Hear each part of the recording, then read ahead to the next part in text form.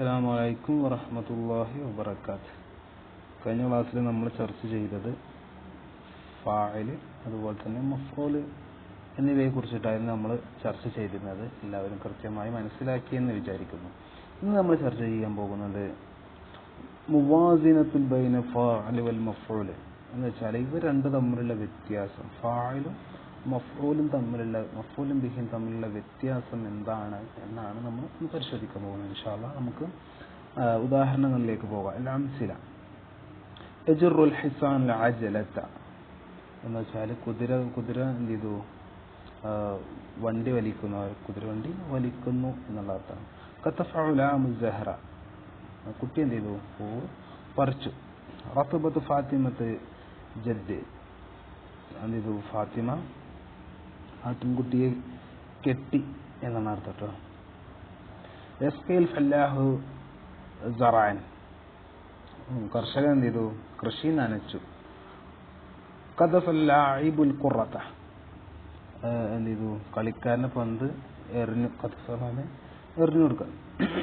ലാസിദന ഹസന ഷുർത്തിയൽ ലിസ, പോലീസുകാരൻ കള്ളനെ എന്ത് ചെയ്തു, തടവിലാക്കി. ഹബസൽ ഷുർത്തിയു ലിസ, എന്ത് ചെയ്തു, പോലീസുകാരനെ കള്ളനെ പിടികൂടി എന്നുള്ള അർത്ഥമാണ്.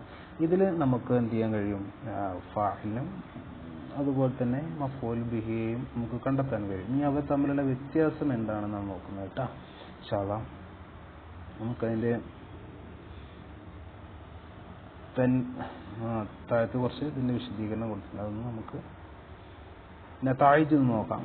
അറഫ്ന മിമ്മാ മാളി ونعرف من تعمل الأمثلة السابقة ما يأتي أن كل فاعل وكل مفعول باسم, എല്ലാ മഫ്ഊലും അതുപോലെ തന്നെ എല്ലാ ഫാഇലും എന്തായിരിക്കും, അതൊരു ഇസ്മായിരിക്കും.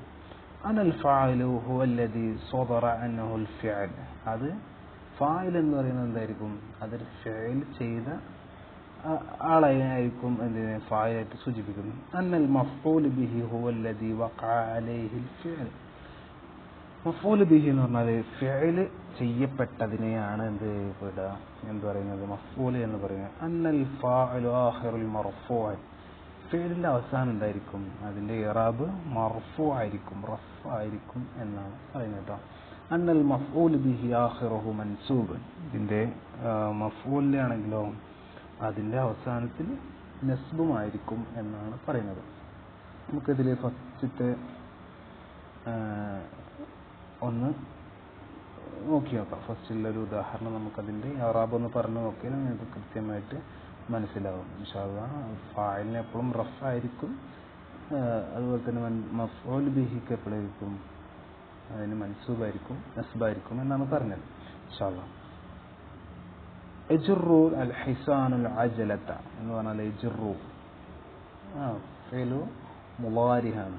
ഫിഅൽ മുളാരിഹ് അതിൻ്റെ ഇതാണ്, അതിന് റഫ് ആണ് ചെയ്യപ്പെടുന്നത് കേട്ടോ, ചെയ്യപ്പെടുന്നത് ഫിഅൽ മുളാരിഹ്. അൽ ഹിസാനു അൽ അജല, അൽ ഹിസാനു അൽ ഫാഇലാണ്, ചെയ്ത് ആരെ വലിക്കുന്നത്, ഹിസാനു ഫാഇൽ. മർഫൂഅത്തുൻ ബിളമ്മത്തി ലാഹിറ, അവിടെ ലമ്മാണ് നമുക്ക് കാണുവാൻ സാധിക്കും, ബിളമ്മത്തി ലാഹിറ. ഇൻഷാ അല്ലാഹ് അടുത്തത് അൽ ഇജലത്ത്, അതിൻ്റെ ഹർക്കത്ത് നോക്കി, നസ്ബണ അൽ ഫിഅലു മഫ്ഊലുൻ ബിഹി അലാ മൻസൂബത്തി ബിൽ ഫത്ഹത്തി എന്നാണ് ഇതിൻ്റെ ഇറാബ് വരുന്നത്. അതുപോലെ തന്നെ നമുക്ക് വേറെ ഒന്ന് നോക്കാം, ഖത്തഫൽ ഉലാമു അസ്സഹറത, അത് നോക്കിയാൽ അതുപോലെ നമുക്ക് പറയാൻ കിട്ടും. അൽ ഖത്തഫ ഫിൽ മാദിയൻ മബ്നിയ അലാ മൻസൂബ് മബ്നിയൻ അലാ ഫത്ഹത്തി ലാഹിറ. അൽ ഉലാമു അൽ ഫിഅലു അൽ ഫാഇലു ബിളമ്മത്തി ലാഹിറത്തി മർഫൂഅൻ ബിളമ്മത്തി ലാഹിറ.